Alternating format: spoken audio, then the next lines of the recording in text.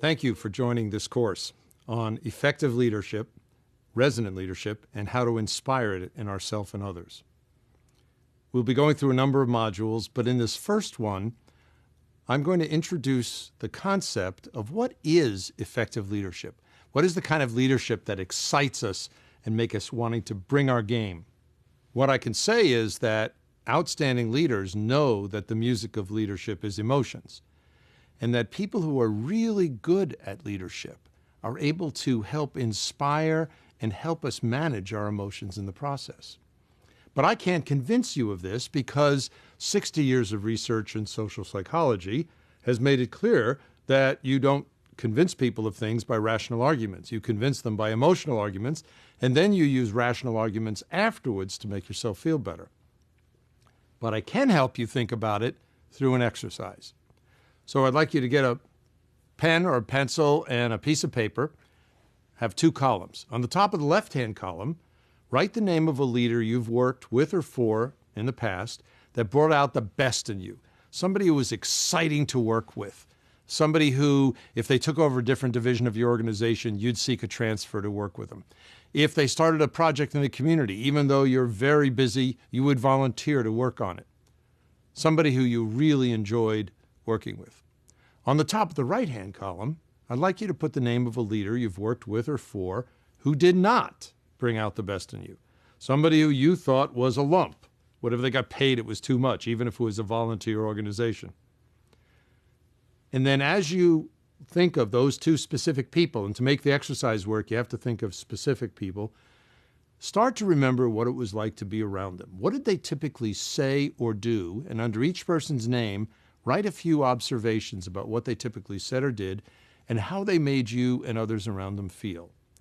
I'm going to ask you to hit the pause right now while you do that, and then click the run, and we'll come back and talk about what you wrote. Welcome back.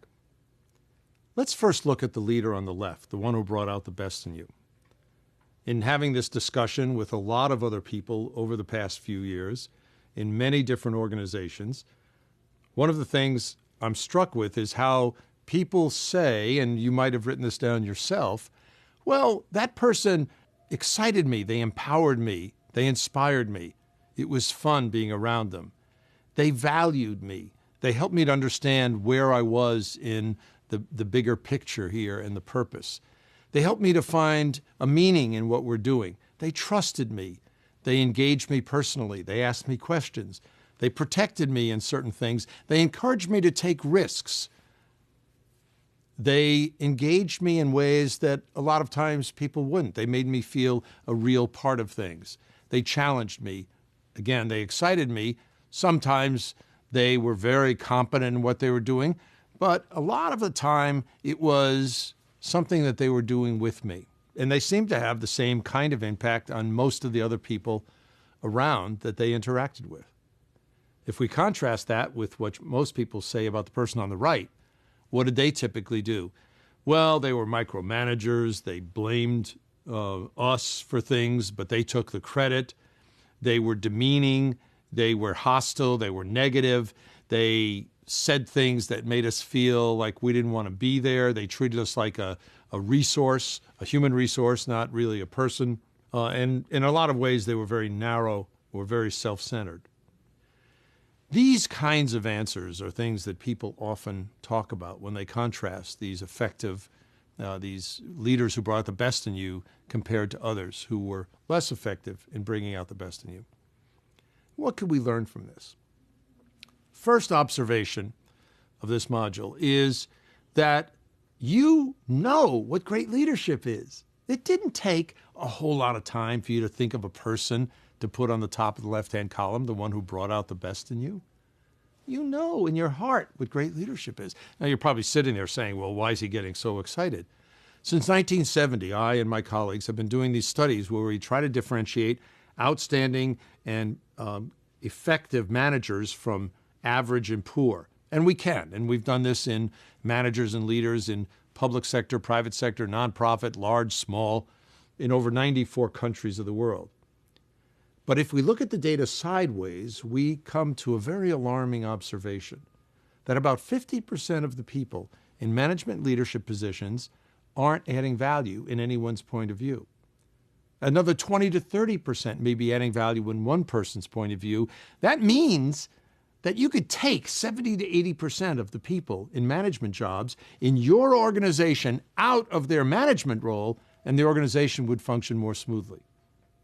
That's a very sobering statistic. And one of the things it means is that the people that we're exposed to most of the time, day to day, aren't very good at it. And yet, who do we try to emulate to fit in or do a good job? So that's why I got so excited that you have a model inside. In your experiences, you have had the experience of being with somebody who brought out the best in you, who lit you up, who helped to inspire you to bring it all. And that's what we're looking for here. That's the kind of interaction that is really dramatic. If we start to look at what you said, we start to characterize this as a difference between a relationship, which is the second major point I'd like to make, is that leadership isn't just a person. It's not a leader, it's a relationship. You can't be a leader without followers. So we're very concerned about helping you shift your focus in thinking about leadership away from the individual to the interactions, to the relationship. Because what's really important is to look at what happens between the leader and the people around him or her. For our 2002 book, Primal Leadership, we adopted a concept from physics to capture what we were observing in all of the research studies and our reading of colleagues' research. And that is that outstanding leaders are resonant. They're in tune with you, in sync. It's a very different thing than the traditional image of a top-down leader, where the leader is the person who sets the goals, the vision, the strategies, and tries to get everybody beneath them in the organization aligned underneath their view. If you mean alignment together in sync, then I agree with you. But this top-down alignment doesn't work. And by the way, for those having a moment of nostalgia, it didn't work in the 50s, and it certainly doesn't work in the military. 35 years of research in the U.S. Navy, Marine Corps, Army, Air Force, British Navy, and a number of other militaries around the world make it very clear that outstanding military leaders don't use command and control. They use, in their words, ask and inspire. So this notion of being in sync with the people around you ends up being a really vital ingredient in this magical moment where people come together and they start to do more than they could have or even thought of individually.